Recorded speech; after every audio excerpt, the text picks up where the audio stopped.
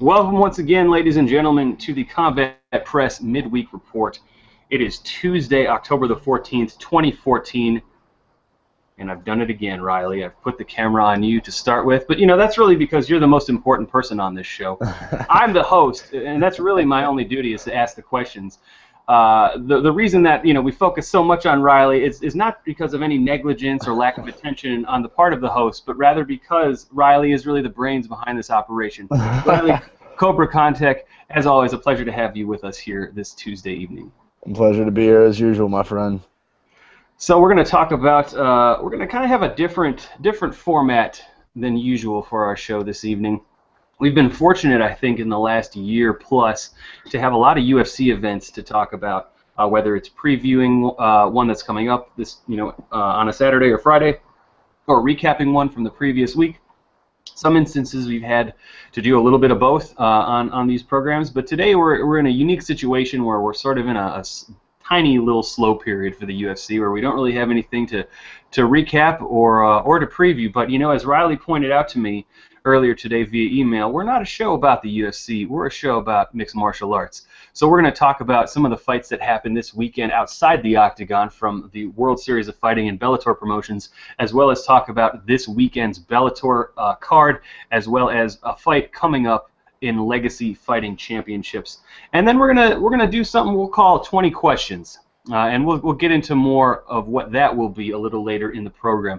As always, please check out all of the fantastic writing at combatpress.com, all the latest news, interviews, and opinions in the world of mixed martial arts. Follow Combat Press on Twitter at Combat Press. Make sure to like Combat Press on Facebook. You can follow me if you'd like at Reinert Eric. And you can follow my main man, Riley Cobra Contact, at Big Riles MMA. So close to 1 million followers that we can taste it. We'll review where we're at in that at the very end of the program. I'm sure we're just about that close. We're inching closer to the finish line, of course. This weekend, UFC veteran and Strikeforce veteran and just sort of general MMA veteran Jake Shields made his debut in the World Series of Fighting, defeating Ryan Ford by submission in the first round of their welterweight showdown. I don't think this is a huge surprise for most people, given that Shields, upon his entry in the UFC anyway, was considered one of the best welterweight fighters in the world. And I think, despite his sort of spotty mixed record in the promotion, I think that outside of the UFC, he's still going to be considered among the best at 170. Rousimar Palhares is the World Series of Fighting's welterweight champion.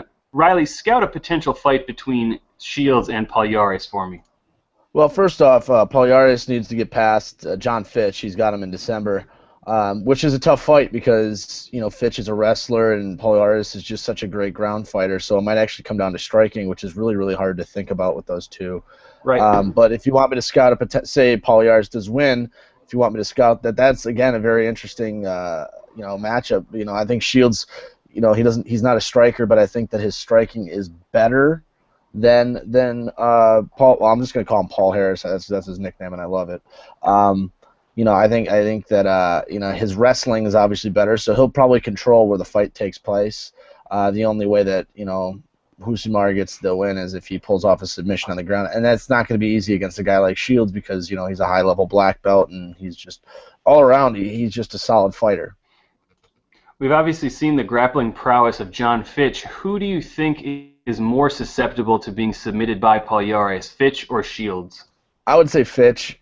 Fitch is more wrestling than anything, and Shields is a Cesar Gracie guy who, Cesar Gracie just doesn't hand out black belts. You know that as well as I do. So, that just shows how good Shields, and we saw Shields fight Damian Maia before and beat him on the ground. So, Fitch obviously is very good as well, but, I don't think he's on the level of Jake Shields in terms of ground game, all-around ground game, that is. We've seen Jake Shields fight at 185 pounds. Tell me about what you think about Jake Shields' prospects as a middleweight in the World Series of Fighting. If he wanted to, he would be a very effective middleweight. I think he's going to be a very effective welterweight. He could be a two-division champion of the company. With that, the middleweight champion's Dave Branch right now, and he's going to be fighting Yushin Okami for the belt. I think Shields could be either one of those guys at 185. Okami would probably be a more difficult fight for him, but who knows? He could be a two-division World Series champion if he wants to be.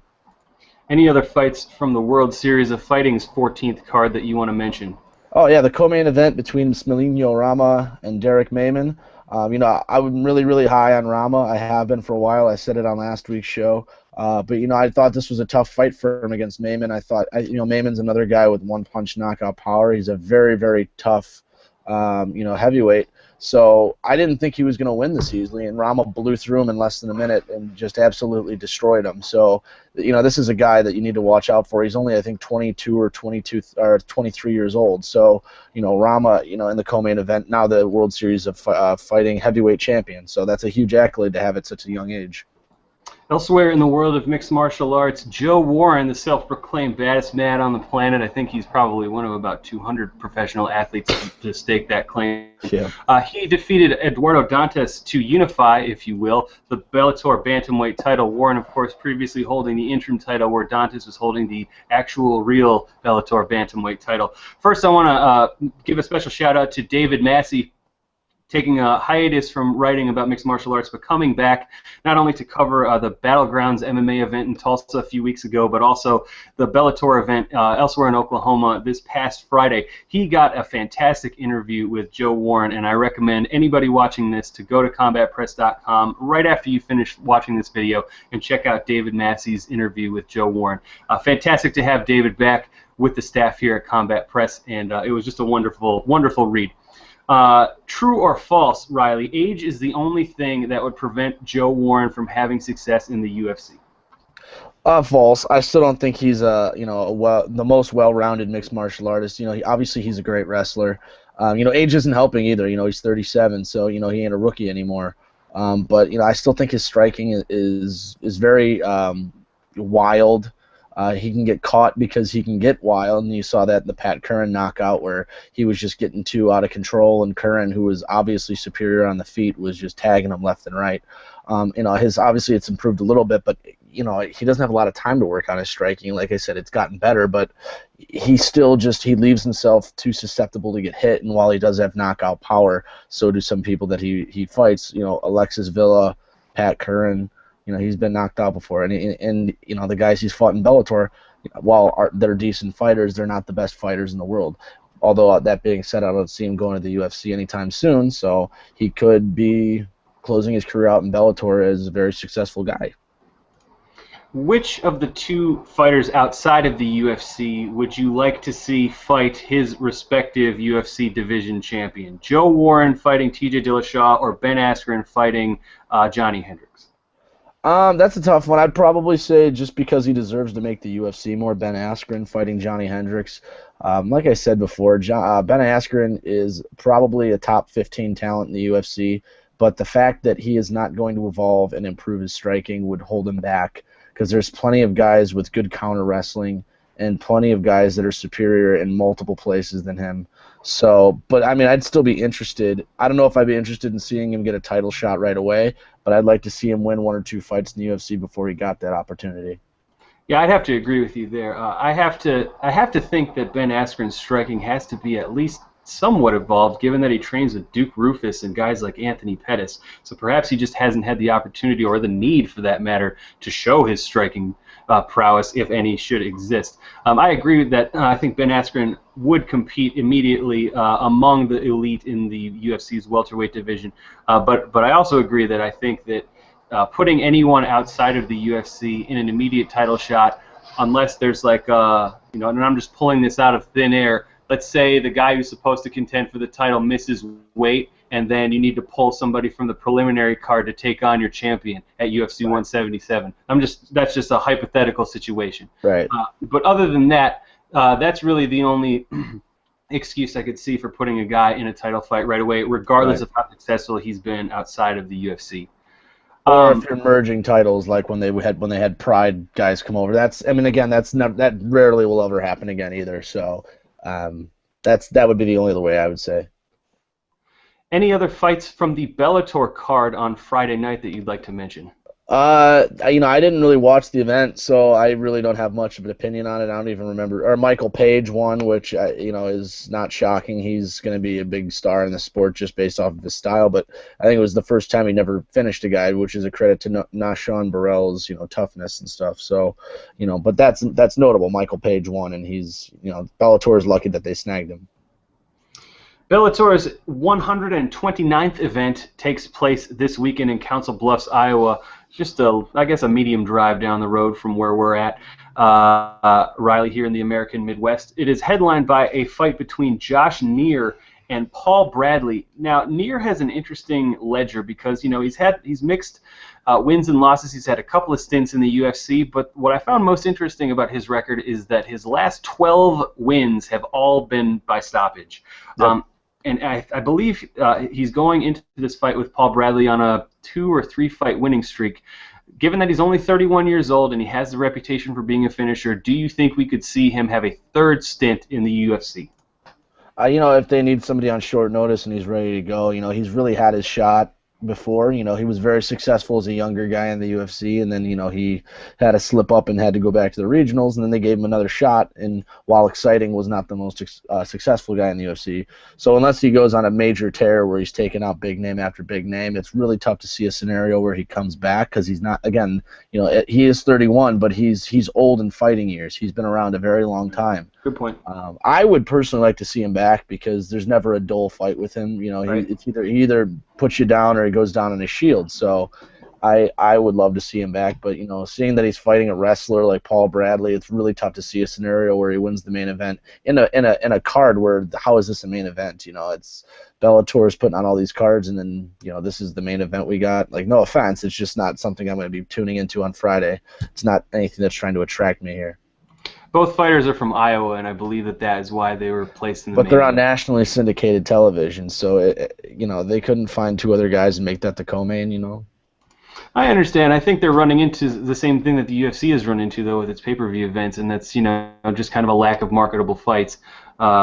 Because you can only have, of course, Bellator wants to stack certain cards and have 2 or 3 or 4 really marketable fights. So I think the sacrifice that you have is the occasional the occasional event that has a headliner of, this would be like, the UFC equivalent of a Fight Pass card, essentially. Right, and I think that's the reason why Bellator needed to keep the tournament system, is because these type of fights which are meaningless now, if they had the tournament final attached to the name, it actually instantly became interesting, because you're like, oh, this is a tournament final. It's not just a fight between 2 guys who shouldn't be main eventing a card. So you never really thought about that when it was a tournament final, and now you look at it and it's like, oh, it's just a crappy main event. Maybe I'll go out Friday and do something else. That is a very good point. Are you going to go out Friday and do something else? I have homecoming at school this week, but I wouldn't have watched it anyway, most likely. Honesty. That's what we go for here at CombatPress.com. The co-main event is Houston Alexander fighting Virgil Swicker at a catchweight of 215 pounds. The only reason I bring this fight up is because I started paying attention to mixed martial arts in about 2007. I would say that, the Pride, a couple of the Pride DVDs that a friend hit me to was pretty influential, as well as that first Elite XC card that I happened to catch because I had Showtime at the time, my senior year of college.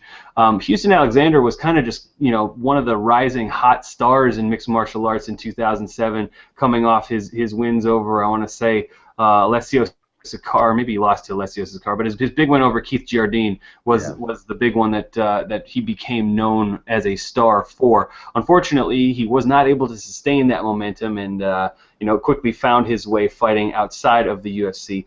This one, again, he faces Virgil Zwicker at a catchweight of 215 pounds. What are the chances that this one goes the distance, Riley? Very short, because either Alexander is going to knock out Zwicker early, or he's going to gas down the stretch and Zwicker is going to finish him. I actually like Virgil Zwicker. I think he's a very good fighter. And, he obviously gets a tough hand taking this fight on short notice, but, he's a guy that could easily, he was a Strikeforce veteran. He's totally a guy that would fit in the UFC mold as a lower mid-card guy in that light heavyweight division that needs bodies. So I think that Zwicker, if he weathers the early storm by Alexander, who's a very aggressive fighter, he has a very good chance of finishing him when Alexander eventually runs out of gas. Couple of other fights I want to touch on this weekend from the Legacy Fighting Championships promotion. First, the co-main event, Damasio Page taking on Brian Hall for the promotion's flyweight title. We actually got a question from I'm not sure if this person is a viewer or just a follower of the Combat Press Twitter account, but I promised we'd ask it, so here it is. At FightSceneNM asks, if Damasio Page wins, will his next fight be in the UFC? Yeah, I think it will be. He's in a new weight class. He's at what 125. So Right. 125 needs bodies, and Page, they like exciting guys. Page is always exciting. He's another guy that either takes you out or goes out on a shield. And he's actually gone on a nice little run lately. So he's got the right connections. He's a guy that's been in the UFC before. They're apt to bring guys back if they're on a winning streak. You've seen that in the past. And I especially think if he finishes Brian Hall, that's almost guaranteed that he'll be back in the UFC because their flyweight division needs, again, extra bodies. So he would be a perfect fit. Thank you very much to @FightSceneNM for submitting the question. If you ever have any questions that you want us to address on our program, just hit us up on Twitter @CombatPress. The other fight of note from the Legacy Fighting Championships card is the heavyweight fight in the headlining spot. This between Cody East and Vernon Lewis. Riley, break this one down. I like this fight mostly because I like Cody East as a fighter. The only problem with the East brothers, he has a brother named Tyler who's also a very good heavyweight as well, is their background. These guys have criminal histories, but they're also extremely talented guys that could easily be in the UFC.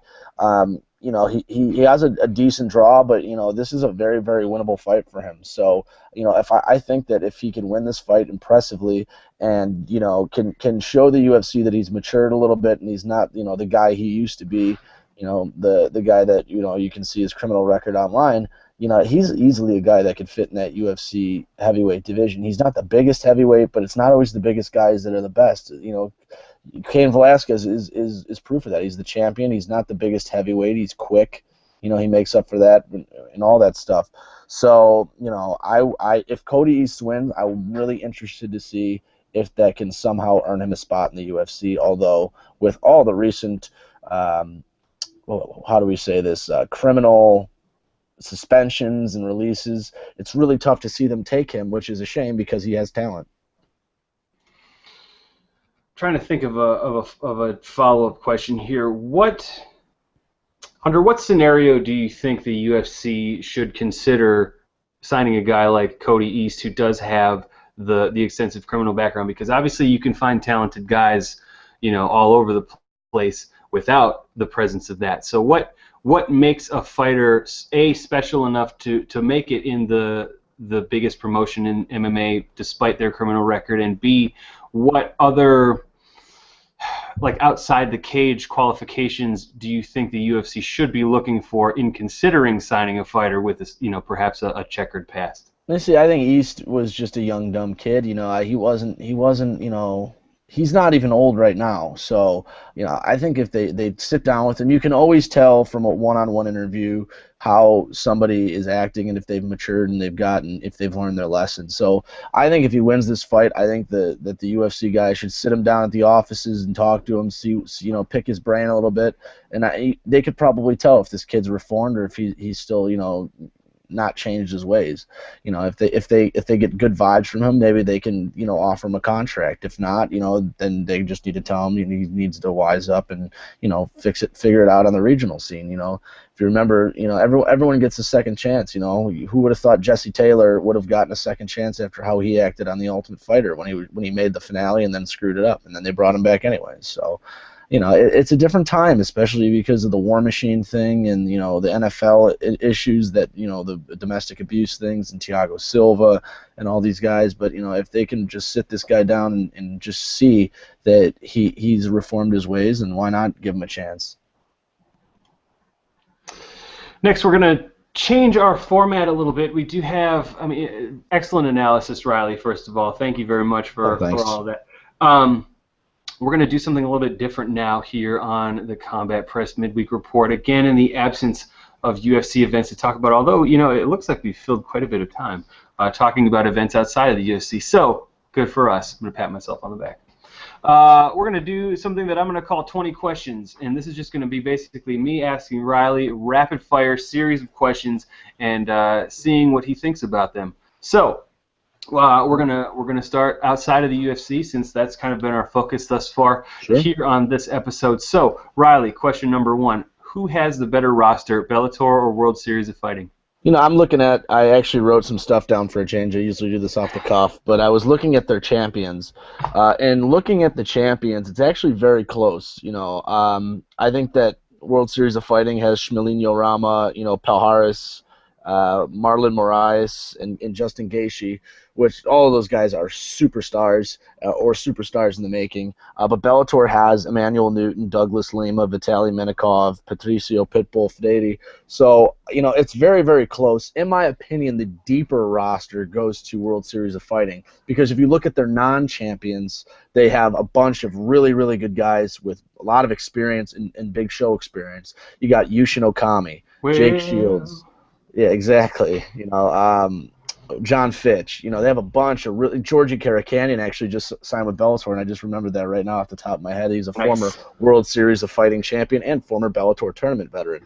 So it's very, very close, in my opinion. I said the pros for each one. Bellator has former stars that draw. They have Tito Ortiz, they have Rampage Jackson, they got King Mo, bunch of guys that'll attract attention.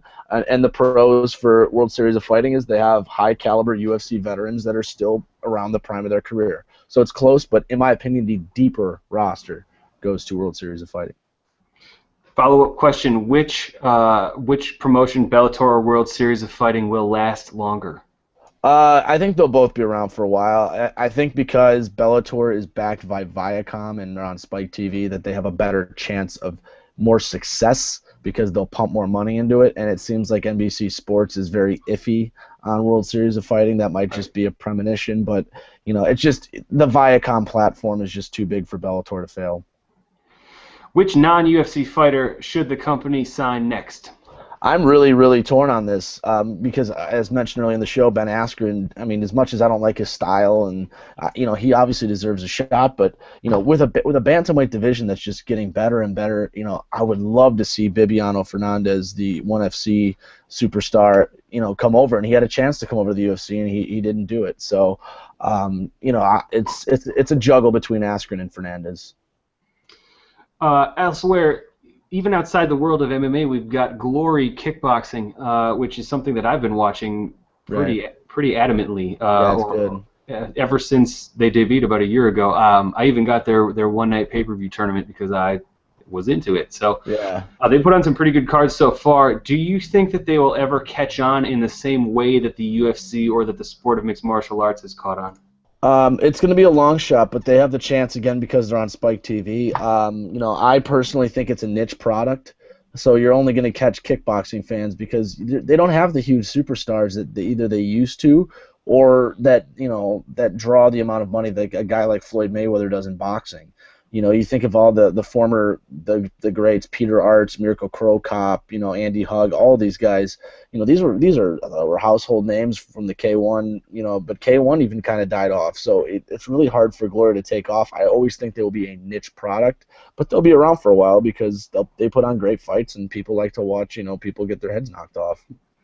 As a Muay Thai practitioner myself, that's why I was attracted to it, because you don't really see kickboxing on television too often, and while you get the kind of really elite level striking in mixed martial arts, it's still not quite on the same level that you see in Glory, and like I said, they've put on some fantastic cards. Do you think that Glory will catch on bigger in Europe and Asia than it will in the United States? That's a tough call. Europe, usually kickboxing is bigger. You look at France and the Netherlands, you don't see MMA there because it's not legal. So, you see a bunch of kickboxing, kickboxers coming from the Netherlands and France. But, MMA has exploded in the UK and Ireland and Sweden and stuff.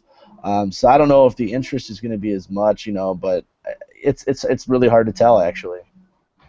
One of the big stars, if you can, call anybody from Glory a big star, is Tyrone Spong. He has also tried his hand in the cage as well in the sport of mixed martial arts. Do you think he could find a spot for himself in the UFC where he would be competitive? Absolutely. Once his leg heals up, if you remember, he broke his leg as well in a similar fashion to Anderson Silva earlier this year. But, this is a guy that I heard reports after UFC Ireland. He was there. He went up to Dana White and says, "I want in the UFC. This was amazing." Again, it's the problem with draws in mixed martial arts. There's not a huge amount of draws anymore. And Tyrone Spong has the potential to be one because he's an absolute killer on the feet. He's a finisher. He's flashy. He's fun to watch. He's got a name from kickboxing, so kickboxing fans can recognize him and watch as well. And it's even proven that he was one of the World Series of Fighting's best draws, even though they haven't had the greatest numbers. He was a guy that they heavily put themselves behind, and I think he absolutely deserves a chance in the UFC. That again, the UFC light heavyweight division needs some bodies. It's very, very thin on talent right now. Yeah, especially a guy like Tyrone Spong who has that. Perhaps, I mean, okay, let me just ask you this question. Do you think that if he would sign with the UFC, he would automatically become the best striker in the light heavyweight division? The best in terms of pure skill, yeah, absolutely. I mean, you can look at, Mauricio Shogun Hua used to be a great, but he's really slowed down, and there's other guys that are very good too. But in terms of pure striking, he teaches the guys at the Black Zillions kickboxing, for God's sake. You're talking about guys like Rashad Evans, Vitor Belfort, so. Absolutely, he'd have to work, and I'm sure he has been on takedown defense and submissions and stuff. But he's just absolutely monstrous on the feet. Talking more about the UFC, got a number of questions about that promotion because we haven't really talked about them that much tonight. Sure. So let's do that. Who is the best fighter in the UFC without a title? Ooh, that's a tough one. I would say probably Dominic Cruz. Damn it! That's what I was going to say. It's all right. He's the former champion. He never lost his belt. He took a couple years off from injury, and I just thought of that off the top of my head. I wasn't even thinking about him, but I got it at the last second there. And he's gonna fight Dillashaw, and I like Dillashaw, but that's gonna be an extremely tough fight for him. And Cruz could easily get his title back.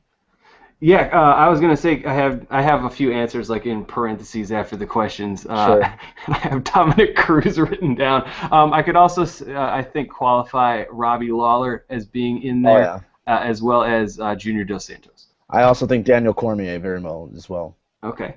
Which current UFC champion will retain his or her title the longest from now? That's another tough one.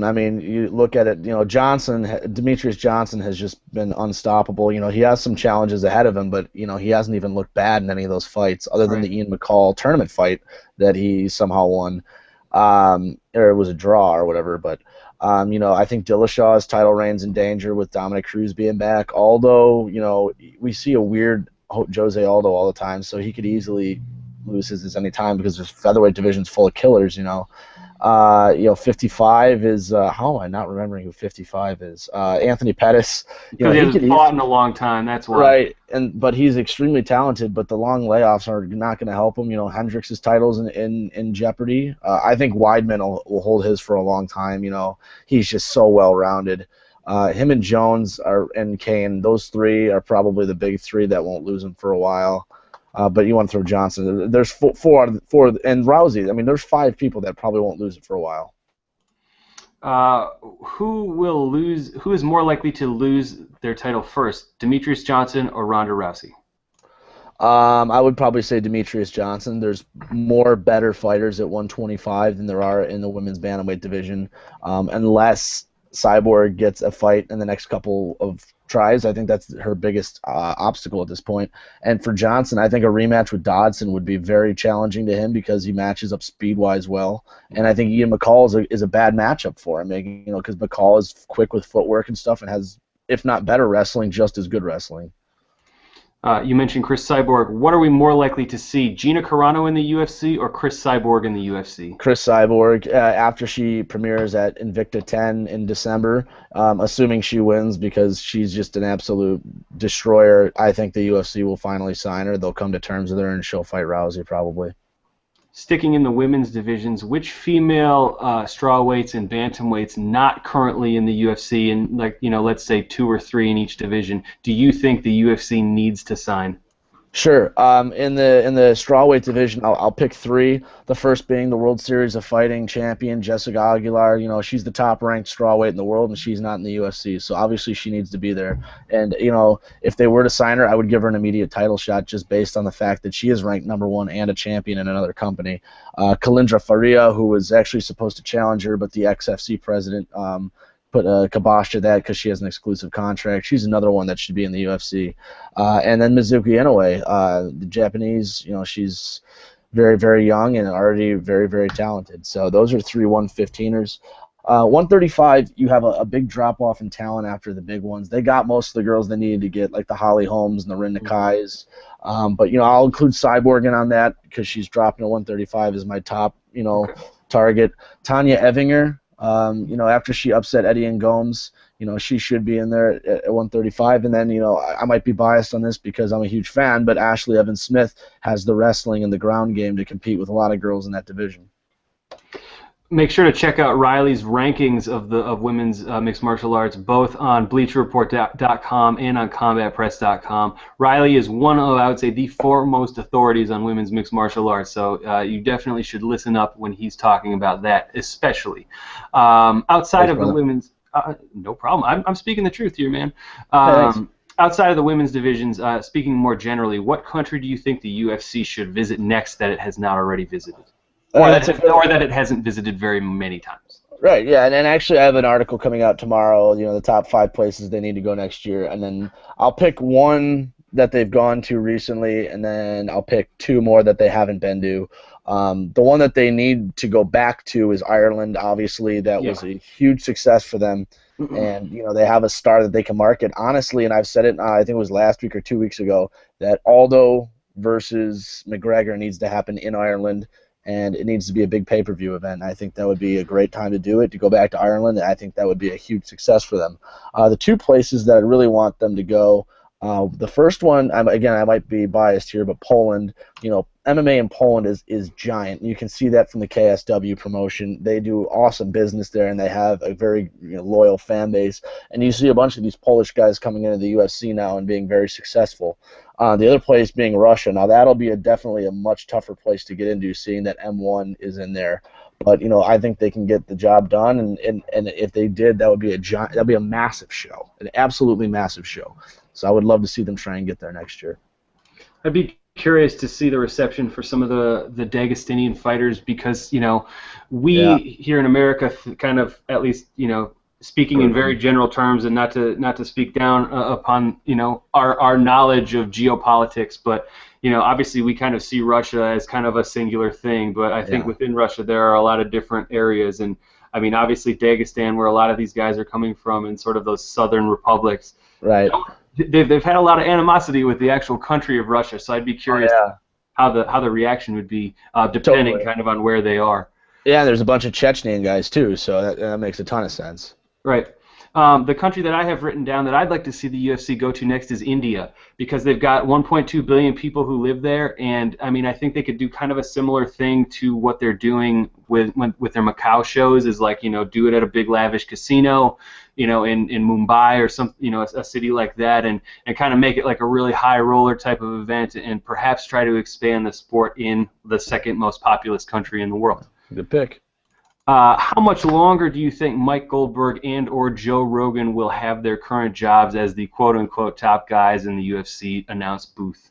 And I think they're lifers. They'll be there till they choose to be there. Obviously Goldberg didn't do too great as an NFL announcer, and that was unfortunate. But Rogan is, I used to hate him, but Rogan is one of the best color guys in the game. Yeah. He's enthusiastic. He knows what he's talking about. Sometimes he's over enthusiastic, but it's better to have that than a bore.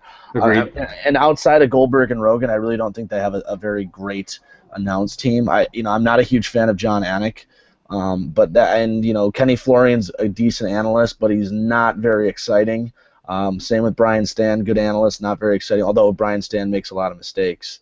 And outside of that, I think those are their announce teams. So, and then I guess I should take that back. I like Andy Friedlander or not Andy Friedlander. John Goodwin is his name, I think, and Dan Hardy. Dan Hardy is for sure. I'm not sure the play-by-play guy. Yeah, the guy with Dan Hardy. I think they're actually very good and honestly, I think they're better than Anik and Florian or Anik and Stan. So, but I think Goldberg is always going to have his shortcomings, but again, he's always very enthusiastic, and he has Rogan to reel him in. So I think that's a good team. Yeah, I mean they've obviously been very loyal to the company, and I don't think. I mean, Joe Rogan, I think especially has his job for as long as he wants, just given how long he's worked for the Right. UFC and given the amount of knowledge he has about the sport of mixed martial arts. And you're right. Mike Goldberg, I think, catches a lot of flack, and I think he's certainly caught a whole lot of flack from people who are not familiar with his work. But I think most people in the MMA world saw that he screwed up a whole bunch of times and were like, "Yep, that's Goldie." Yep. And I mean, that'll fly on UFC pay-per-view for people who could just kind of roll their eyes and wait for Joe Rogan to correct him. But Right. obviously he doesn't have that to fall back on. It's not going to be as good. So it's unfortunate that he wasn't able to transition his skills as effectively from the octagon to the football field. But perhaps this won't be the last time we see Mike Goldberg outside the world of MMA. Which of the, if any, of the announcers do you think would have success in another sport as either a play-by-play or color commentator? Well, I think Brian Stan, I think he's done some college football, and, Right. and from what I've heard, he does a decent job. So, I think that he could continue to do that if it's true that he has been doing a decent job. But I mean, any guy that's done wrestling could be a wrestling announcer. Not pro wrestling, amateur wrestling, Right. obviously. But it's hard. It's hard when you're an MMA guy and you live MMA, and then you're asked to do baseball or football or something like that. So it's tough. And on a side note, it wasn't just Mike Goldberg that was awful. I heard that Brandon Iambadejo, who was his telecast partner, wasn't very sharp either. So Well, there was a reason they had like the bottom game on NFL on Fox, and it was the game that they used to stick Jerry Glanville on back in the day. And yeah. oh my God, I wanted to just shoot my eardrums out when shoot them out, not stab them out, shoot them out when I heard Jerry Glanville's stupid voice. Which, if any, fighter currently in the UFC do you think could transition best to a role as a color commentator besides Chael Sonnen? You took my answer. Ha ha! Well, he kind of already is, Yeah. so I guess that's a cheating answer. That's tough. A lot of guys really would. But, I'm not going to give a name, but I will say the well-spoken guys. And there's for a sport that's, considered savage or whatever by, Whatever. people that aren't informed, You there's a got to be lot of really. smart to be successful in mixed martial arts. Oh, absolutely. I mean, you have a bunch of guys that are actually really well spoken, and I think it's probably not going to be for a while. I think when it's all said and done, and I've already appreciated his telecast abilities, I think Daniel Cormier is a guy that could easily be Yeah. a color commentator on a fight night card.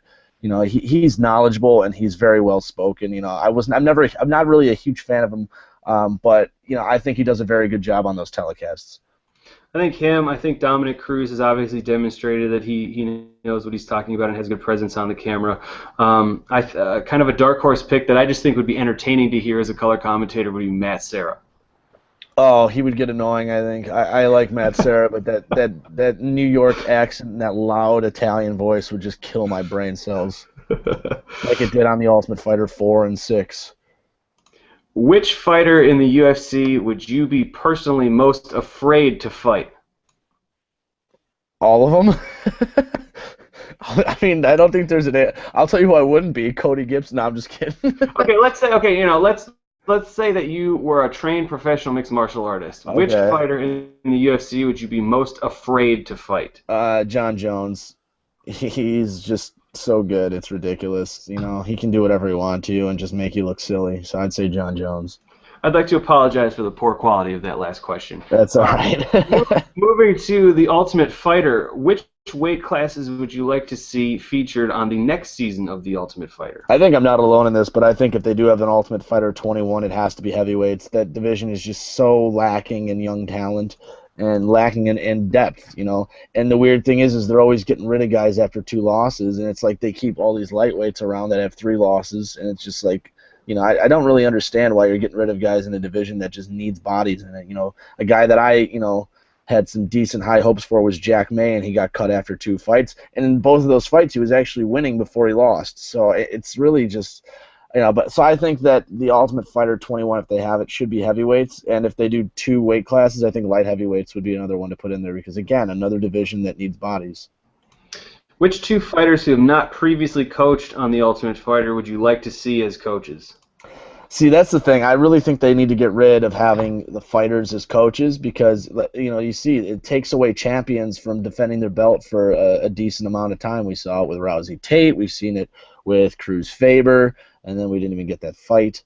We saw it with, right now with Pettis Melendez. Pettis should have, at least somewhat put his title on the line by now after he had that long injury. I think they should do what they did with Bellator Fight Master and actually just choose two reputable coaches. Have Greg Jackson take on Crazy Bob Cook, or have Ricardo Laborio take on somebody, Matt Serra and Ray Longo or something. I think that'd be the most interesting way to do it. And I don't think that those coaches fights really draw much of an interest now unless there's a really heated rivalry. I think you're right. So we've seen the UFC, try live, and that didn't really work. And we saw them bring on the female bantamweights, and that gained some attention. They got a good draw.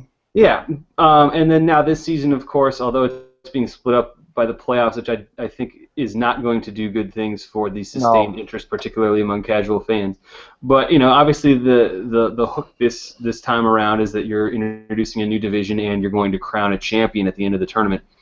And yet still, we've seen kind of flagging ratings even amid the sort of different format that we're seeing. They have been doing better though. Agreed, but still I don't think what the UFC might have hoped, particularly given the publicity that they put behind it. Let me ask this: is there anything that the UFC can do to reignite interest in The Ultimate Fighter among non-hardcore fans? No, one of the biggest seasons, if not biggest seasons they had was the one where Kimbo Slice was on. So unless you find a big draw to put to the house, which in most cases they won't because they'll take the payday in other places and get paid and all this stuff. Yeah. You're not going to get a whole bunch of interest for guys, especially world-renowned guys. Unless maybe they can draw some interest if they do a light heavyweight or a heavyweight season and include a guy like Tyrone Spong. Maybe he has to run the gauntlet through that and learn, more stuff to be a mixed martial artist and not just a kickboxer. So, but it's really, really tough in this, especially how played out with this. I personally will watch every season because I just enjoy it so much. But Same. The casual fan is not always like that, and I'm not like most fans. So, most fans are getting sick of it. The only thing I could think of that would reignite interest, maybe not among casual fans, but among UFC fans? Among UFC fans would be, and I'm trying to think of how the logistics would go, would be like another comeback season. Yeah, and that's another one that I think they should try again because I actually think the first comeback season was very interesting. Agreed. I don't know right now, though, that you would be able to find enough people from, low enough, so to speak, in the whatever division that you're having. And still, well, here's what I'm saying. I don't know that lightweight or welterweight totally though. Right. I just don't know that it would be feasible in 2014 and beyond to give the person who wins the season their title shot right away like they did in Season 4 back in 2006. Well, here's the thing. I don't think they would do that either. That was a very, very, again, niche idea. But I think it would be good to have them, and then the winner gets the six-figure contract back in, and then you get a couple of guys to fight on the finale that did the best during the season, and then they fight 4 contracts. The loser goes home, like most cases, and then the winner stays, on another fight-to-fight basis contract. But I think that having that would just generally cause some fans to come back and watch just to see. I don't know.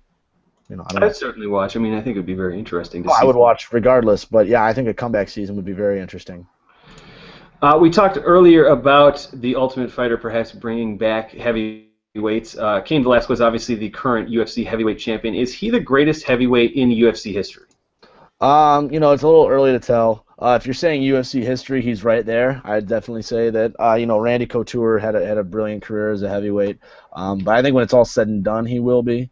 But I don't think he will be. Oh, it's very close. He could be the greatest heavyweight of all time. I think his only competition, obviously, is Fedor. So, I think he will surpass Nogueira as probably who I consider to be the second greatest of all time. That's pretty much. He has an opportunity to. It's just, Fedor had a lot more challenges than he does right now. So. Yeah, I'd agree with you there, and you answered my follow-up question right away because I was going to say, is he the greatest heavyweight in MMA history? So thanks for reading my mind. No problem. Yeah, obviously Fedor has, when you compare their careers right now, like looking at Fedor's that stretch where he had in Pride, where he was just fighting like all of the killers pretty Hmm. much in the heavyweight division in the world at that point. And Um, finishing him too. yeah, yeah, and I mean Kane's faced pretty much all of the best heavyweights that are out there right A now. lot of the guys were over the hill, though. That's the thing. They need new challengers for him, and it's going to be tough. And I'm sorry that I interrupted. Go ahead. No, no problem, no problem. I think it was an apropos comment given the topic here. Who would win in a fight, John Jones or Cain Velasquez at heavyweight? That's interesting. It really is because I think that Kane's got better wrestling, but John is just so tricky. He has very good MMA wrestling. He incorporates the judo trips, the throws and stuff. So it's really, really interesting. And again, John still has a giant reach over Cain Velasquez because he's got such long arms. Right. And I think his striking is better. It's not more powerful, but it's more technical and precise and diverse. I would take Jones, but it would be a close fight. I agree, and the other thing to consider here is that, I mean, Cain, like you said, is not a huge heavyweight, and with Jones not having to cut down to 205, I mean, you got to think he's going to come into this fight at like 230 at least. Right. And that's going to be, way closer to where Cain is at, because Kane's Cain's like usually, 239, 240s. yeah, yeah. So I think they'd be pretty close in weight, and given John Jones's other physical gifts, I think it would be tough. But then again, Cain, other people's physical gifts don't seem to matter when you go against Cain Velasquez because he just puts people against the cage and punches them in the fucking mouth, and then they just go. We saw it against Junior Dos Santos, and not that Junior Dos Santos is I think a few notches below John Jones, but. Mhm. You're You right. also have to consider that Kane is usually the quicker fighter in the cage, and that would be an instance where A, he's not more athletic than John Jones, and B, he's not quicker than John Jones. So it would be a lot different because he's usually fighting these big, plodding heavyweights. Dos Santos is quick for his size, but he's not nearly as quick as John Jones. Yeah. And the other guys he's fought, Lesnar's a freak athlete, but I still think Jones is quicker. And everyone else he's fought, Mir is slow. Overeem, if he would have fought him, was slow compared to John Jones. So it would be the first fight he's not the quicker man. Sure. A handful more questions before we move on to our last topic, our weekly topic of the week. Of course, I'm talking about the Wrestling Minute. Mm-hmm. 3 more questions for you, Riley, and they're kind of more wide-ranging questions. Cool. When you look back after both of their careers are over, whose career will be looked at with more reverence? I'm not saying who is the better fighter or who is the more exciting fighter, but whose career will be looked at as having been more successful, Anderson Silva or George St. Pierre? Anderson Silva, he had an incredible run. He finished guys. He was known for finishing guys and just doing it in such a fashion that looked effortless. George St. Pierre worked for everything he did to win those fights, and Silva won just like he wasn't even trying. They're both respectable athletes. They're two of the best we'll probably ever see, but I think that Silva will probably go down with more reverence. He's probably the best fighter of all time.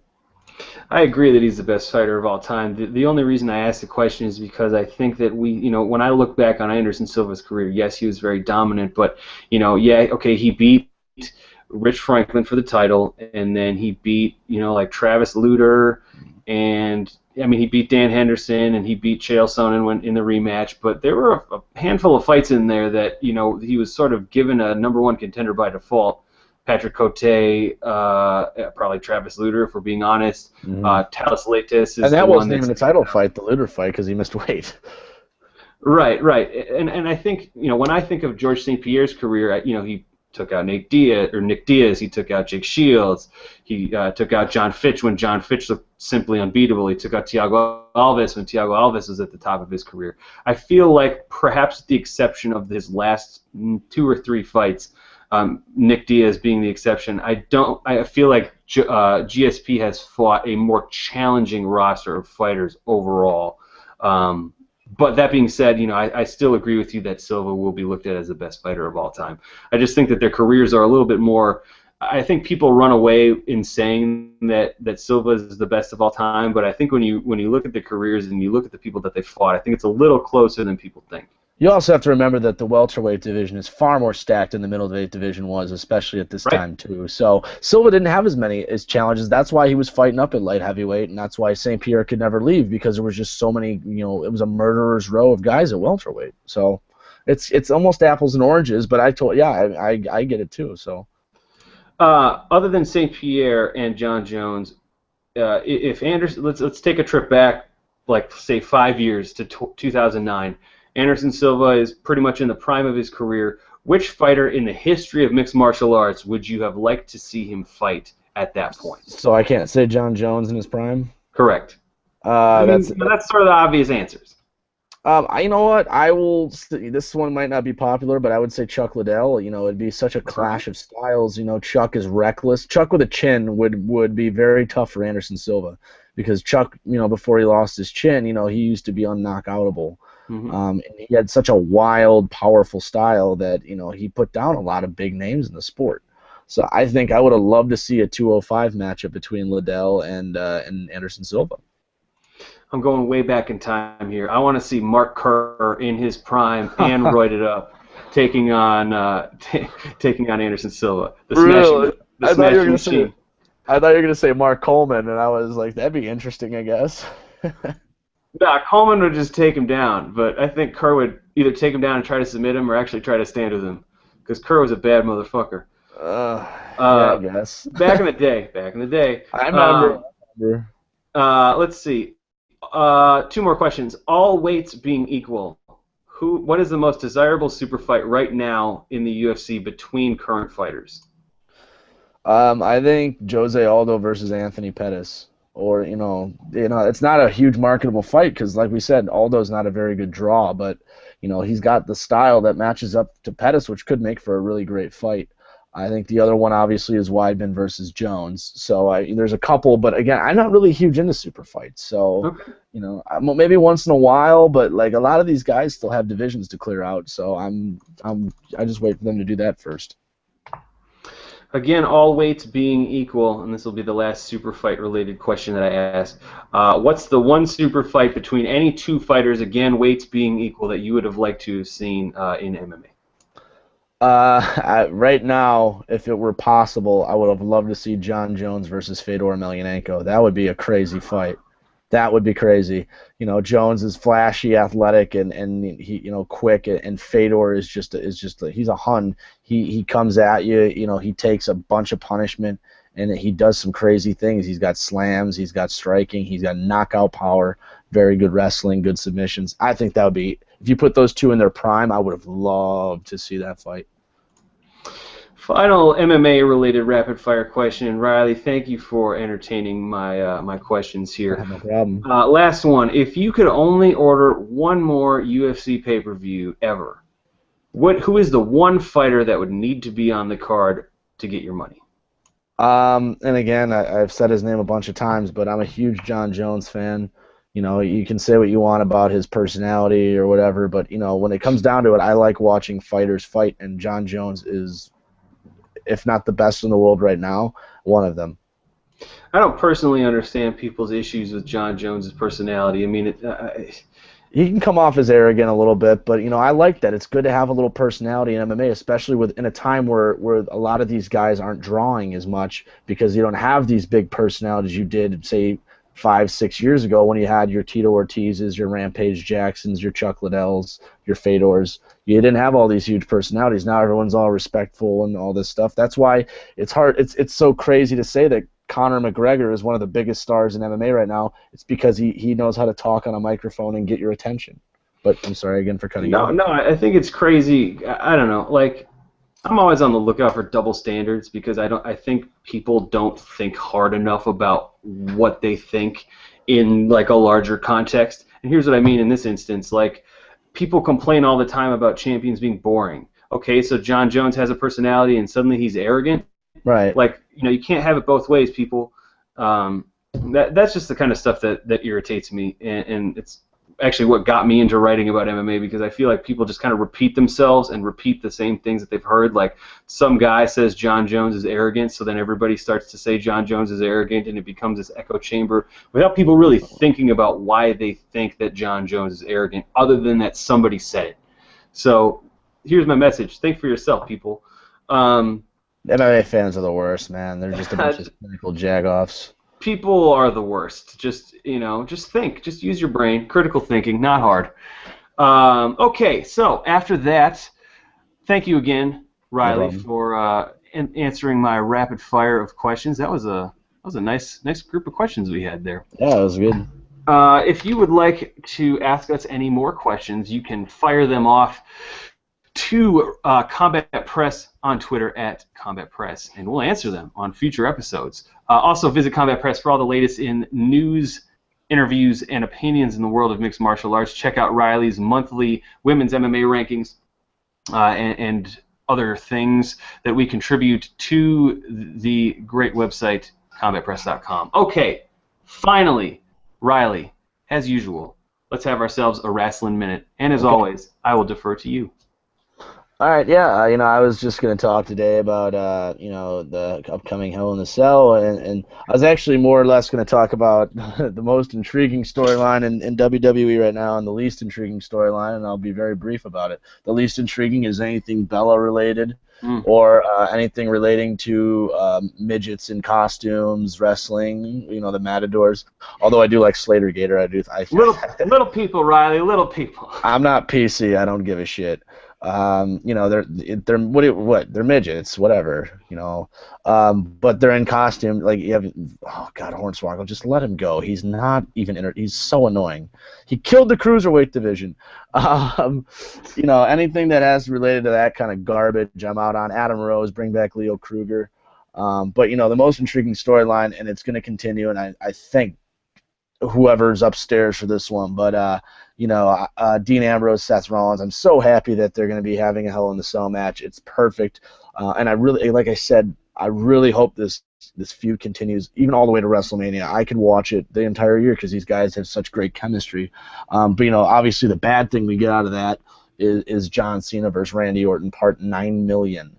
I'm really sick of seeing Orton and Cena wrestle. It's like, geez, how many times can you have? This isn't Rock and Austin where it was magical every time, but then again, Rock and Austin didn't have to fill 15 or 16 hours of TV every week, so we didn't see it as often. But that was the bad thing we got out of it. But at least we get Rollins, Ambrose, and Hell in a Cell. So.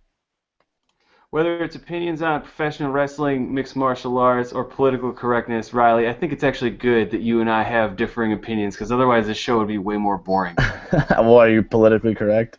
I try to be respectful of whoever, so, whatever. You want to know what I call PC instead of politically correct? Or is it not PG friendly? I don't care. Pussy crap. You must be a Republican. No, I'm actually right in the middle. I'm just sick of having to watch what I say. Yeah, I try not to watch what I say either, but sometimes it's just ingrained in me. I live in Madison, you know what I mean? There's always somebody hiding in my apartment ready to be like, that was offensive. Anyway, I want to talk about the double main event at Hell in a Cell as well.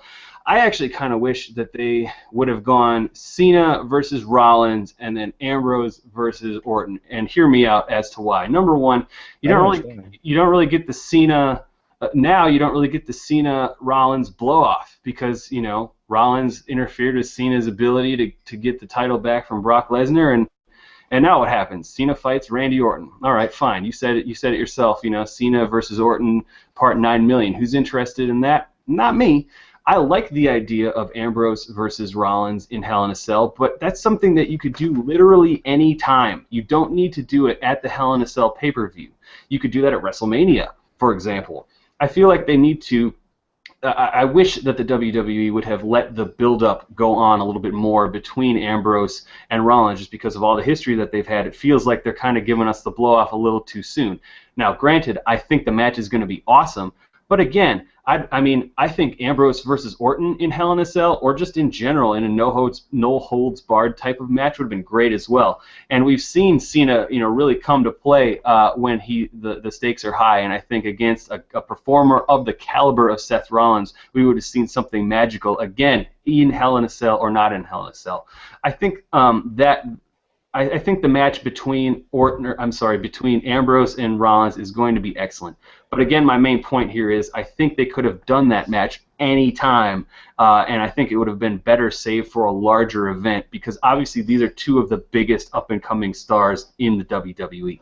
And given the fact that there's tension between the two baby faces and tension between the two heels, they could have even done a fatal four-way in the Yeah. Hell in a Cell, much like they did back in the day when they had the six-pack challenge in the Hell in a Cell with, Angle, Taker, Austin, Rock, Triple H, and Rikishi. So they could have easily gone with a fatal four-way. It might have been a little more difficult to book, but stop being so lazy and book a good match. So. But I can I agree though. I would have been fine with Ambrose, Orton, and Cena, Rollins. But again, they don't want to take the steam away from Ambrose. There's a reason he's starting the show every week now, Yeah. and it's because he's hot. And they don't want the fans turning on him like they kind of did with Daniel Bryan last year and earlier this year. So I think that they kind of wised up there.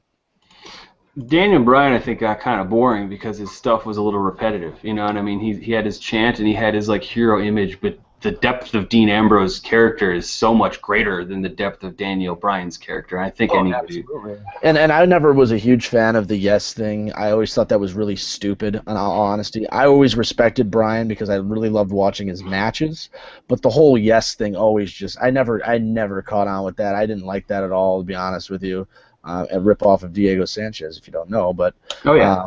yeah, but I like Bryan as a main event guy, but you're right, he needs to add something to it, and it doesn't need to be Brie Bella because that was actually dragging him down too. So I think Bryan is a main event guy, but he's never going to be the guy, and that's because the yes thing's going to hold him back, and obviously these injuries right now are going to hold him back, and guys like Roman Reigns are going to probably get more opportunities than him at this point. I went outside the WWE this weekend and watched TNA's Bound for Glory event. I don't usually watch TNA's programming, but Bound for Glory is kind of their big event of the year, and it was held in Tokyo, Japan, and it was a co-promotion with Wrestle One, which is run by the Great Muta. And I'm a big fan of like the different styles of professional wrestling and just like the art of the performance of it all. And obviously you get different things in Europe than you do in America, than you do in Japan, than you do in Mexico. And to see that Japanese style on display so prominently on Sunday evening was a lot of fun. You also got to see guys like Samoa Joe, who a lot of people who don't watch TNA or aren't that familiar with the indie scene, and I could probably include myself in that group as well, because it was really the first Samoa Joe match that I'd seen. But man, that guy knows how to do it. Yeah. So it was great to watch. Great to watch their show. I don't know that it will necessarily like attract me to their product overall, because again, they're going to be back in wherever, Bethlehem, Pennsylvania, doing their regular storylines as opposed to matching up with some of the greatest Japanese talent out there. So not sure that it's going to make me a long-term TNA fan, but it was definitely a great card for one night. And as I said to you before the show started, if you really want to watch great wrestling, and you want to forget about the storylines, TNA always has great matches.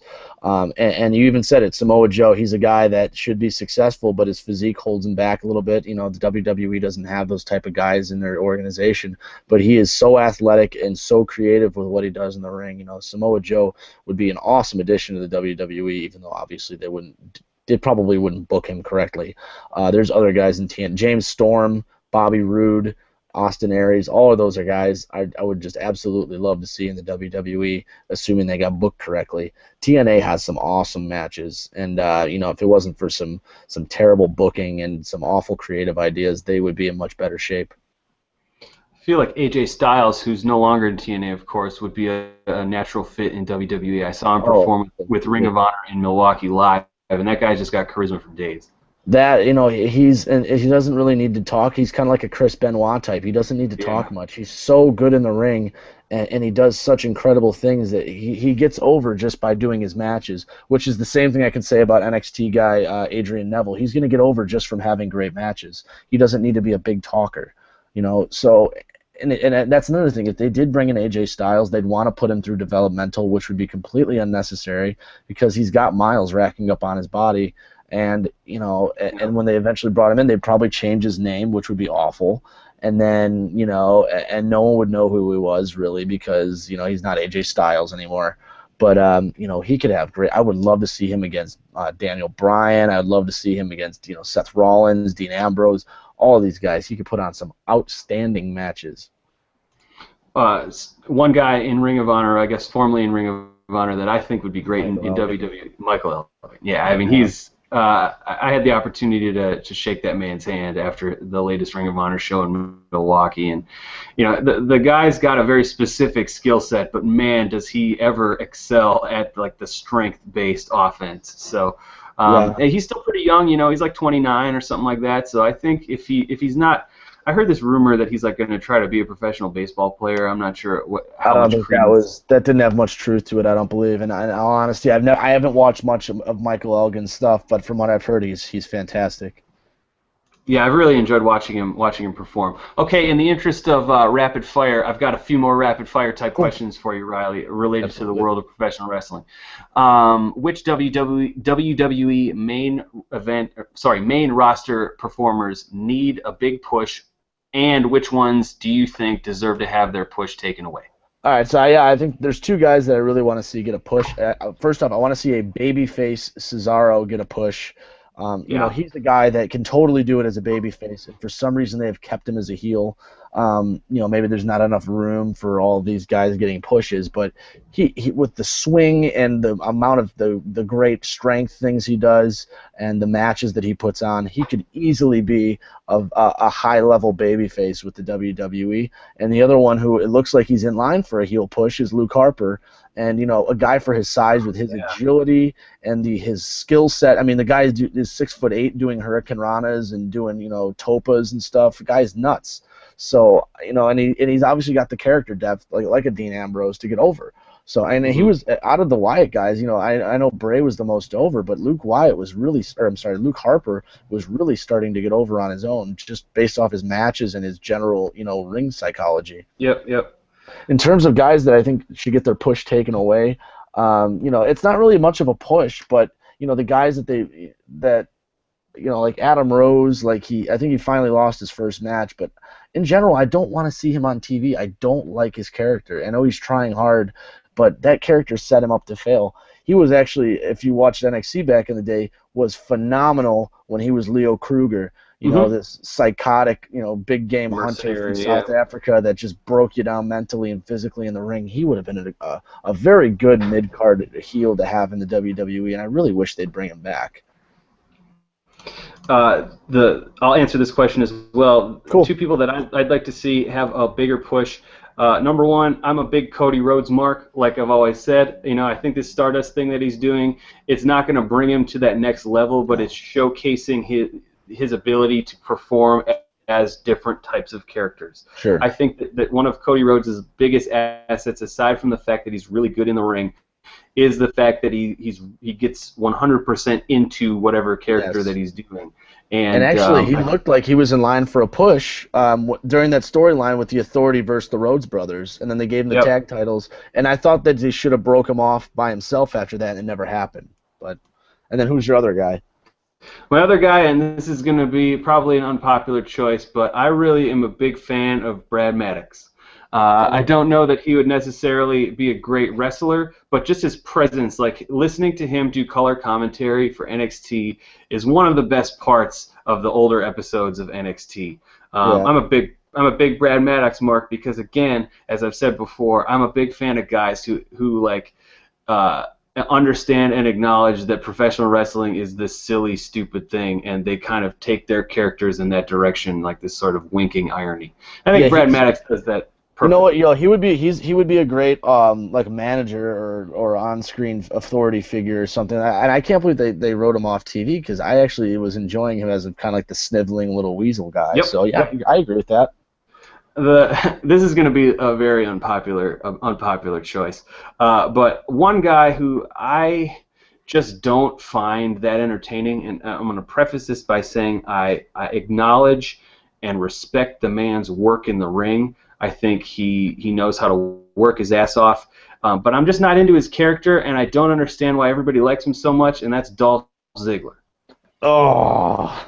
Again, he's just not. That is unpopular. Yeah, I know, because a lot of smart Mark fans really think he's the shit. And like, I appreciate, like I said, I appreciate his work in the ring, but I just think his stuff is tired. Like, he needs to update his character because he's been doing the same show-off type of thing for like however many years. I And he think that needs to having become no, go ahead. he needs to become a more realistic, likable character because I think what he's got going on right now is essentially Shawn Michaels 2K14, and it's just it's tired to me. I think that if they were to put him with Ric Flair, I think that would take his character to another level because then you have the mentor who acts like him, Yeah. and then just having Ric Flair at your side is huge, you know. And then if you wanted to turn him back heel, you have him turn on Ric Flair, you know, and that would give him a ton of heat. And you know they just didn't you know Flair wanted to do that, and the WWE obviously did not. So, but you know, I can totally see that. I'd like to see Dolph Ziggler dye his hair black and be like dark Dolph Ziggler, like What do you mean, still like all Sting 2.0? no, not Sting 2.0, but like still all the character in the ring, but just mean as opposed to arrogant. That's what I'd like to see, just because I I think think it some would. of the I think some of the charm of him is the arrogance though, because I think that's why he knows he's good, and I think the fans knows I think that's what made people attracted to his character, which again it's people with character depth that are over in the WWE, not generic cookie cutter guys. No, I agree. I agree. I just think it would be interesting to see Dolph Ziggler do something a little different than he's been doing because face or heel, he's kind of the same guy. That's true. Yeah, I can see that. Let's see. A few more questions here. Tell me a couple NXT stars that have the biggest potential and that have like the biggest potential to flop, I should say. So the biggest potential to succeed, biggest potential to flop. Okay, yeah, I'll pick two of each. You know, the two that I think have the biggest potential to break out, and it's based, you know, it's actually two guys that have been in NXT for a little bit. I think it's Adrian Neville and Sami Zayn. You know, they're established down there. You know, and again, you saw them on Raw that one time they came up before NXT Takeover, and you know, as they wrestled more people got into them. You know, and like I said earlier, Neville's a guy that's going to get over just by having matches. You know, he does incredible things. He's incredibly agile, agility-wise. You know, and he's got the finishing move, the Red Arrow, obviously. You know, he's going to have to expand his in-ring move set a little bit more, which isn't a big deal because he's very, very good at what he does. And then he got Zayn, who's established in the indie scene, and he's likable, and he's the type of guy that can survive in the PG environment. You know, he's just that hardworking guy that's going to get to work, and he's going to give you a 5-star match or a 4-star match every time he goes out there. Mm-hmm. So I think those are the two guys that have the best potential right now, and I think the two guys that have the biggest bust potential, or you know, could end up being flops, are Kenta or Hideo Itami right now, just because the WWE has a history of booking Japanese wrestlers just awful. Mm-hmm. You know, so we'll see what happens with him. And again, he has a chance to get over because he's just so damn good in the ring. Right. But you know, the language thing's going to hold him back, and they can just see him becoming a comedy character because you know the WWE. But I could also see Kenta walking out of the company if they were to ever try to do that with him. So. We'll see with him. I really hope he succeeds just based on his work. I'd love to see him in a feud with like Daniel Bryan or something like that because they had awesome matches in Japan. And then I think the other guy that has big bust potential that hasn't debuted yet but will be debuting soon is Kevin Steen. And the reason I told you this before the telecast today is he thrives in non-PG environments. You know, he's kind of that badass that comes to the ring. He's not in great physical shape. You know, he drops some F-bombs, and he you know, he's creative with his comebacks. If he leaves the script, you know, on live TV and he flips the script on the audience or something like that, you know, the brass backstage isn't going to like it because they're very tight on how you do things on the script. I remember Dusty Rhodes did something off the script to Stephanie McMahon on an in-ring segment, and she got pissed at him. So, you know, Steen, you know, just non-PG friendly in my opinion. You know, maybe more PG-13, even R. And the fact that he's got weight issues and the fact that he might flip off the script, those are three reasons why I think he might flop, unfortunately, because he's very entertaining. I'm going to answer this question as well, but first I want to address something really quickly, what you said. I think an excellent way, and I think you can kind of kill two birds with one stone here. I think the WWE should pair Kenta Hideo Itami with Daniel Bryan, not as a tag team, but having Daniel Bryan kind of be Hideo Itami, his mentor, the guy in his corner. Yeah, because then you get Daniel Bryan on TV, you get the credibility that comes with Daniel Bryan, you know, put on to Kenta, and then I feel like that's a natural transition. If Daniel Bryan, for whatever reason, God forbid, isn't able to come back, then you have Kenta sort of, getting the torch passed to him, rhetorically speaking. I just Right. came up with that as you were describing that. I feel like that would be a good idea to debut I Kenta. actually like it a lot. It's like a modern day version with better draw. It was like William Regal and Tajiri, except not comedy Yeah, figures. But Tajiri, yeah. they were funny. But and then yeah, so go ahead. The person I think has a great potential to succeed in the WWE from NXT right now is Bayley. I think she's pretty over right now among NXT fans. I think that she would have a really wide reach among fans because you'd get like younger kids who are obviously going to identify with her character. You get the smart mark fans like you and I who recognize her talent and like kind of sideways smile at her character a little bit. And then parents, obviously she's a very PG friendly type of character, so I feel like she would have a big potential for success because of her wide draw. And then Before you give me the other one, the only problem I have with that one is Emma was the very same way, and they really screwed her character. A by pairing her with Santino, and B then just throwing her off TV. So that's my only concern with Bayley, is that they'll do the same thing as they did with Emma, because I don't know, but they book the women on NXT a million times better than they do on the main roster. But then go ahead, who's your biggest bust? Well, I think Emma was more weird and quirky, whereas Bayley is more like childlike. So I think there are slight differences in their character, and I think that Emma, I don't think people knew what to think about her, but Bayley is pretty like what's the word I'm looking for? Pretty straightforward, pretty unambiguous with like the childlikeness of her character, and I think that would catch on pretty quick with a lot with young fans. The person I think has a potential to be the biggest flop, and this is mostly because I think someone already has his gimmick, and that's Dolph Ziggler, is Tyler Breeze. I think they either need to change Tyler Breeze's gimmick or Dolph Ziggler's gimmick in order to make both of them successful. He's really like a mix between Ziggler and The Miz. But from what I've been hearing, he's been actually getting a good amount of heat at house shows. So it's possible that he could, from what I've heard, he does a very, very good job. I haven't watched much of him. I'm not really interested in that kind of stuff. It's kind of, but he, from what I've heard, he's doing a very good job at drawing heat. So he does have a chance. But I do agree that his gimmick is similar to both like a Ziggler Miz like mix. Take a wrestler who is no longer performing in the WWE and match him up with someone who is performing, or at least is on the current roster in the WWE, for a dream match. Well, see, that's weird because I'm a big cruiserweights guy, and we were talking about this man before the show again. I would love to see Tajiri. I'm a huge Tajiri fan. I would love to see him take on any of the guys that that are considered cruiserweights. Your Seth Rollins, your Daniel Bryan, any one of those guys would be a great dream match, and that's mostly just because I love cruiserweights and I love Tajiri. And if you ever get a chance, watch Tajiri's match with Billy Kidman. I think it was No Way Out 2004 or something like that. One of my favorite cruiserweight matches of all time. My pick, Chris Benoit versus Daniel Bryan. I think that would be a technical masterpiece. Three quick binary choices for you. Hulk Hogan, Ultimate Warrior. Neither. Was never a fan of either of them. Bret Hart or Shawn Michaels? Bret Hart, because I never liked Shawn Michaels really that much. I never got it, and just I heard he used to be a prick, so I would go with Bret Hart.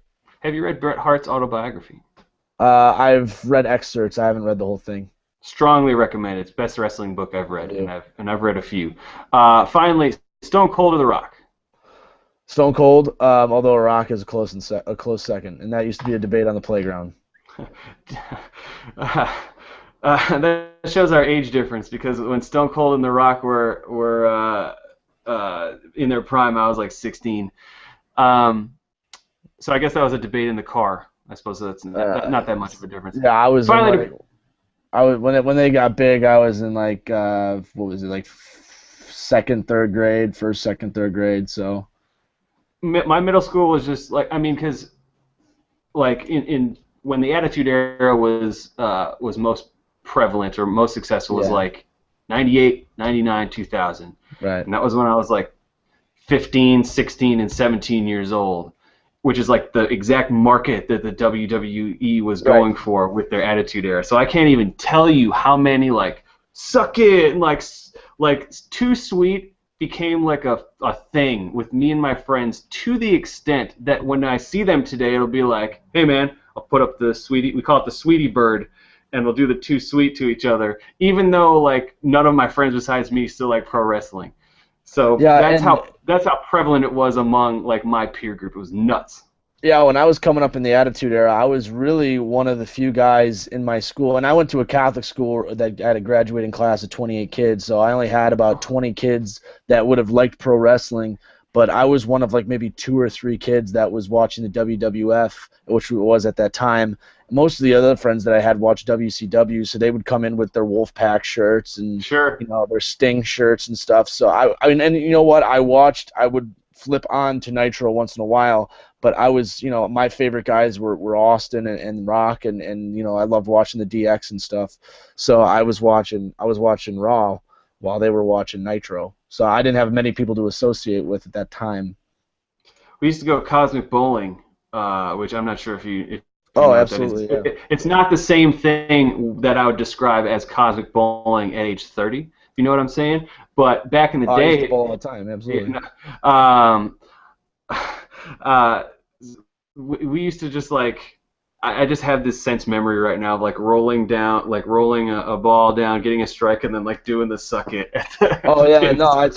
I totally did that too, and I would do it randomly all the time and get yelled at. So thanks a lot, Road Dog. Shaping young minds since 1997. I should say X actually, but Yeah. Final question, bringing this whole pro wrestling thing back to the world of MMA because that's what we care about most here at CombatPress.com. Which pro wrestler, past or present, would you like to see or have seen most transition to a career in mixed martial arts? see that's really a tough one, and I'm thinking more of modern guys right now because I can't pick Ken Shamrock or Dan Severn obviously because they were Right. MMA fighters. But just given his wrestling pedigree, I would love to see Jack Swagger give it a run because he's such a great athlete and he's very strong for his size that I think he would have and obviously he was very good as an amateur wrestler. So I would have actually enjoyed seeing him, because he's not the most charismatic guy in wrestling. I think that he's taken off a little bit with his character as the babyface American character, Yeah. much like the Patriot did before he got buried. That's the older reference there, 97 or whatever. But I think that it would have been interesting just given his wrestling pedigree. And obviously, Del Rio had an MMA career, but Yep. I think if he would have stuck with it, I think he actually would have been a halfway decent fighter. And then obviously Kurt Angle, he was an Olympic gold medalist, and obviously he had the chance to join MMA, but he went with money and pro wrestling. So those are probably the 3 I would pick. I think more than really having an MMA career, I think for at least part of it, Del Rio was paid by Pride FC to go in and get his head kicked off by Most likely. Mirko. And then I heard or read a story, and who knows the truth of this, but that Kurt Angle had the opportunity to participate in the 10th season of The Ultimate Fighter, but as Dana White, He failed a physical. yeah, he failed his physical. So I He mean, probably failed a we drug all test, but that's I'm sure what he was alluding to. It's this my answer to this question is a guy that I've mentioned a couple times in our pro wrestling.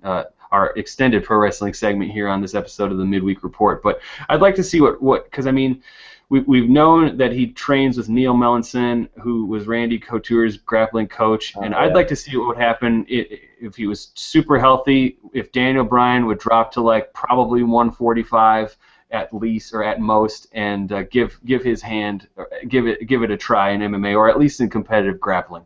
I'm not sure that how successful he would be at this point, but it would have been interesting to see if he would make the full commitment, how successful he would have been. other than being Probably. a tough guy, I don't know if that would have worked out. But other than being a tough guy, and I think the best guys that have the best chance are the guys that came in with actual amateur backgrounds. So that's why I went with those 3. No, absolutely, and I think the difference obviously between what we saw with Brock Lesnar and a guy like Daniel Bryan is that again Daniel Bryan would have to cut down, way below what he's at now to be a more natural weight of 145, and then just get stuck in the middle of a gigantic 145-pound weight class just over the span of all the different MMA promotions. Whereas a guy like Brock Lesnar, not only does he have the name, but he's 265 pounds of athleticism, which you don't very often see in the world of mixed martial arts. So that's and a heavyweight kind of champion, a key differentiator there. And a heavyweight champion in amateur wrestling. So right. And that was his base. That's what he did to guys. He took them down and beat the crap out of them. So. Well, I think we've beaten the crap out of most of our viewers' brains at this point with our extended midweek report. Who'd have thunk that on a week without any UFC events to talk about, we'd still crank out our longest episode to date. Riley, as always, man, thank you very much for your thoughts this evening. Anything you want to add before we close the program? Yes, I am 999,750 followers away from 1 million viewers when we will do the giant giveaway. We usually say that at the end of the show, so I'll throw that in there. And other than that, I think this was the longest show because I never shut up. So. Hey man, that's like I was alluding to the fact before that we have some things that are not in common. One of the things that we do have in common is our ability to talk for extended periods of time. So I think that's one way that we match up quite well on this show.